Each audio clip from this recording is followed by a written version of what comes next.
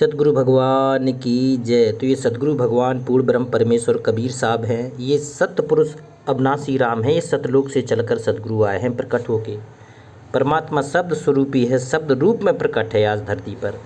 तो ये इन अनमोल शब्दों की देन है कि शब्द सेन सतगुरु की पहचान सक रहे हैं। हम लोग सतगुरु को पहचान के ये जान सक रहे हैं कि वास्तव में हम कौन हैं, कहाँ से आए हों, कहाँ जाना है।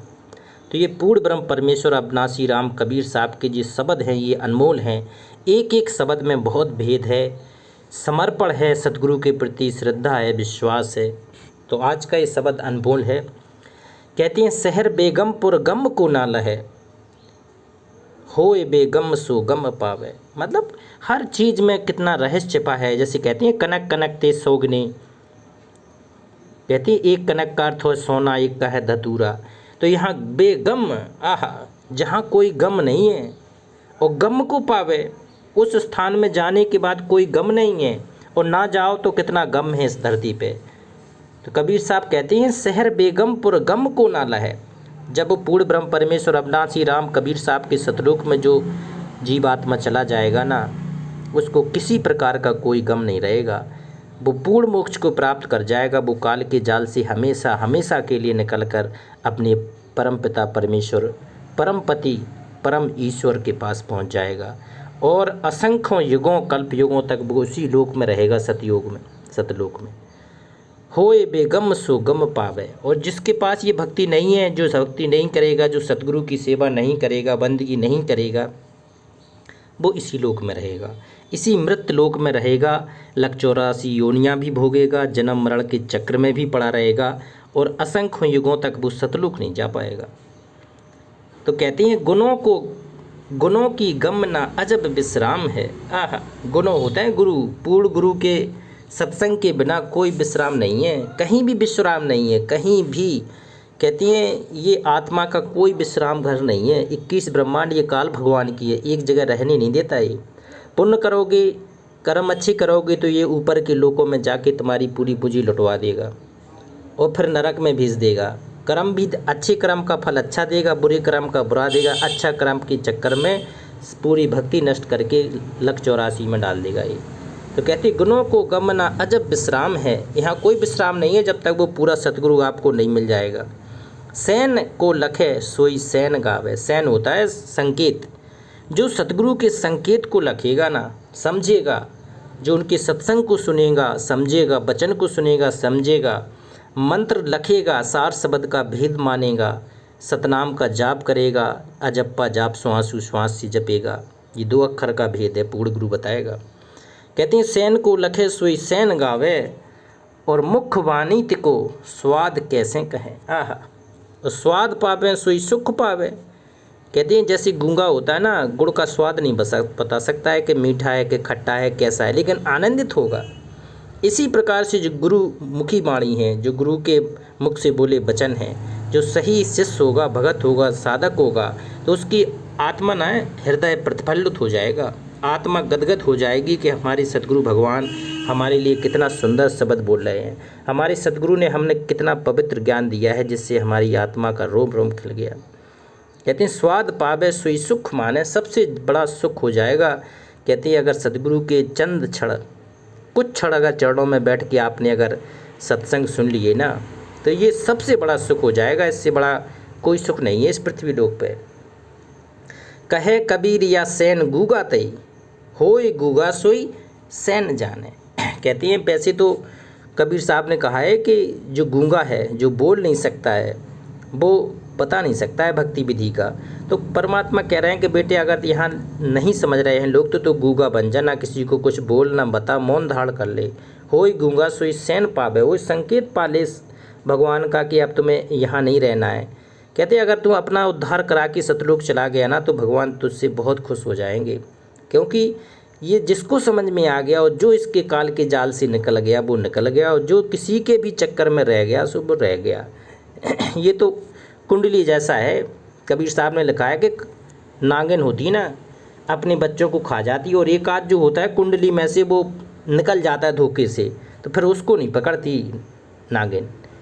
तो ये माया का रोल निभाती है। तो कबीर साहब कहते हैं कि बेटा जो निकल सकता है सो इससे निकल लो, किसी दूसरे के चक्कर में बिल्कुल भी मत पड़ो। तुम्हारा गुरु और शिष्य के बीच में तीसरा किसी भी चीज़ का, किसी भी का, माया का, किसी भगत का, शिष्य का कोई रोल नहीं है।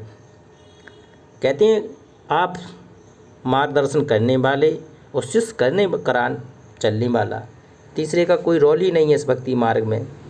वो ले जाने वाला सतगुरु काल के जाल से और ये जाने वाला शिष्य है। तो जो बीच में तीसरे को रखेगा वो फेल हो जाएगा, वो उसे भगवान भी छोड़ देगा, धक्का मार देगा, टट नालायक तू समझते ही नहीं भक्ति मार्ग को। तो एक और शब्द लेते हैं, अधर ही ख्याल और अधर ही चाल है। कहते हैं अधर ही ख्याल, जो ऊपर का सतलोक है उसका ख्याल बार बार करना है, और अधर ही चाल है, आपकी चाल में भी सतलोक जाने की गति होनी चाहिए कि हमें अब इस लोक से में नहीं रहना है। और अधर के बीच तहाँ मठ किया, और खेर उल्टा चला जाए चौथे मिला, और सिंध के मुख फिर शीश दिया। खेल उल्टा चला जाए, ये लोग जो संसार में है ना, जो भगत में है, उन्हें कुछ जगत वाले तो समझ, भगत और जगत का तो कहते हैं एक तरफ से झगड़ा रहता है। जो भगवान की राह पर निकल जाता है तो संसार उसे नहीं समझ सकता है। ये उल्टा खेल है, ये उल्टा है। तभी कबीर साहब लेते हैं कि कबरा खड़ा बाजार में लिए लकूटी हाथ, और जो घर फूके अपना फिर चलो हमारे साथ। कामी क्रोधी लालची इनसे भक्ति न होए, और भक्ति करे कोई सूरमा जाति वर्ण कुल खोए। तो ये भैया सिर साटे की भक्ति है और कुछ नहीं बात, सिर के साटे पाइए वो सतगुरु परमात्मा सतपुरुष अभिगत अलख अनाथ। तो ये उल्टा खेल है, इस पे कहते हैं कोई चल नहीं सकता। बिरला ही, लाखों करोड़ों में कोई एक आध बिरला ही इस मार्ग पर चल सकता है और जा सकता है पूर्ण मोक्ष करा के। तो जिसे ये ज्ञान समझ में आ जाए कबीर साहब का कि कैसे काल की जाल से निकलना है, वो दूसरों के चक्कर में पड़ना छोड़ दे। खेल उल्टा चला जाए चौथे मिला, और सिंध के मुख फिर शीश दिया जाए।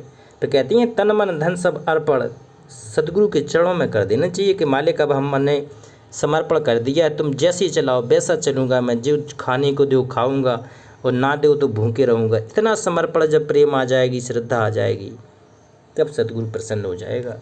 कहती हैं शब्द घनघोर टंकार तह अधर है, और नर की परसी के पीर पाया। वो कहे कबीर यह खेल अवधूत का, और खेल अवधूत घर सहज आया। कहती हैं सहज अगर पहुंचना है तो इस खेल में तुझे हमेशा लगा रहना पड़ेगा। इस खेल में तुझे बिल्कुल समर्पण भाव से लगा रहना पड़ेगा। समर्पण, बिना समर्पण के ये कबीर परमात्मा प्रसन्न होता नहीं है। वो बड़ी युगों युगों के बाद ये परमात्मा मिलता है, आज धरती पर सदगुरु रूप में प्रकट है, शब्द रूप में प्रकट है। ये कबीर साहब शब्द रूप में प्रकट है, ऐसे नहीं है कोई शरीर में हाड़ मांस का नहीं है भगवान, किसी का दादा पिता नहीं है भगवान, किसी का भाई बहन नहीं है भगवान। कबीर साहब कहते हैं अपना पानी से पैदा नहीं, श्वासा नहीं शरीर, और अन्न आहार करता नहीं, ताका नाम कबीर है। कबीर सागर में लिखा है कि हाड़ मांस लोहू ना मेरे, जाने कोई सतनाम उपासी, तारण तरण अभय पददाता, मैं हूँ कबीर अविनाशी। कुछ नादान शिष्य हैं, वो कहते हैं कि हमारे गुरु हैं, हमारे गुरु शरीर में हैं, हमारे गुरु ही कबीर हैं, तो उन्हें अभी ज्ञान नहीं है। जरूर कबीर शब्द रूप में होता है। तो कहते हैं छका अवधूत मस्तान माता रहे, और ज्ञान बैराग सुध लिया पूरा किया, श्वास उस श्वास का प्रेम प्याला पिया। देखो आ गया।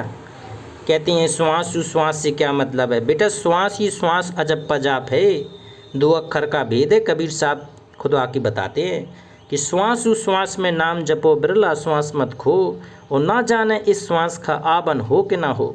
तो ये नाम है, ये भगवान का नाम सुमरना है। श्वास उश्वास में दो अक्षर का भेद है, ये सतगुरु ही बताएगा। 12 नकली पंथ चल रहे हैं, अगर किसी के पास ये भेद नहीं है तो ढूंढना शुरू कर दो, भगवान मिल जाएगा। ढूंढे से भगवान ही मिलते हैं, दूसरे नहीं मिलते। तो कहते हैं श्वास उश्वास का प्रेम प्याला पिया, और गगन गरजे तहाँ बजे तूरा। गगन के बीच में कहते हैं अनहद नाद बज रहे हैं, वो भी भगवान सुना देगा अपनी। अनहद नाजे बजे मृदंगा, घंटा संग सुनो दुंदोई, सहस्त्र कमल दल झिलमिल होई। घंटा और संग की आवाज़ बज रही है, और 1000 ज्योतियाँ झिलमिल झिलमिल करके तेरे अंदर ही दर्शन करा देगा सतगुरु। ब्रह्मलोक की झनकार अपने शरीर के अंदर दिखवा देगा सतगुरु। वो है पूरा सतगुरु। ये नहीं है झाड़ फूंक कर दो, कुछ दे दो, भभूत दे दो, ये सब नकली वाले हैं, इनका छोड़ना ही चाहिए। कहते हैं पीठ संसार से नाम राता रहे। आह, पीठ संसार से, संसार की तरफ पीठ करना पड़ेगा।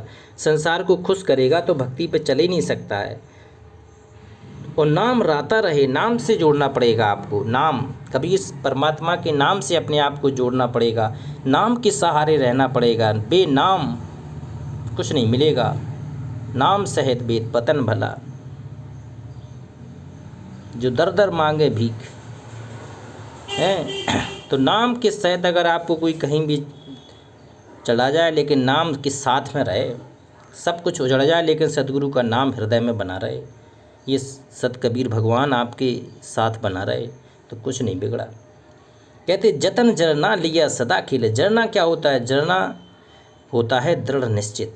अगर दृढ़ निश्चित आपने कर लिया कि वास्तव में मुझे सतलोक जाना है और मेरा सतगुरु ही पूर्ण ब्रह्म परमात्मा है और परमात्मा मुझे लेने के लिए आया है, मुझे जाना है, तो फिर बीच में कोई रोक नहीं सकता आपको, क्योंकि ये दृढ़ निश्चित, ये समर्पण, सच्चा विश्वास आपको सतलोक पहुंचाएगा।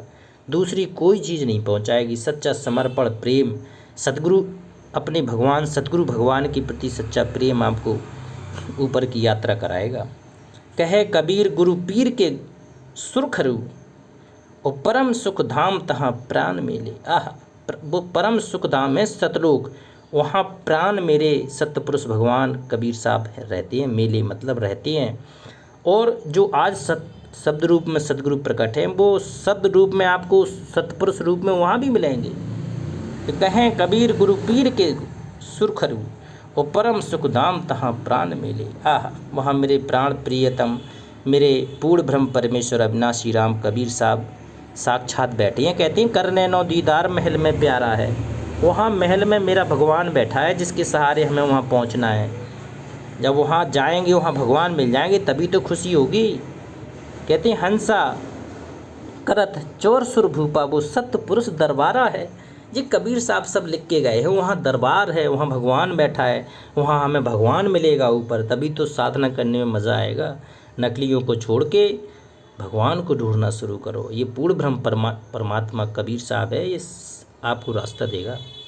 अगर आप सही सच्चे मन से, सच्चे हृदय से कबीर को ढूंढेंगे तो कबीर मिलेगा। ये वो भगवान है।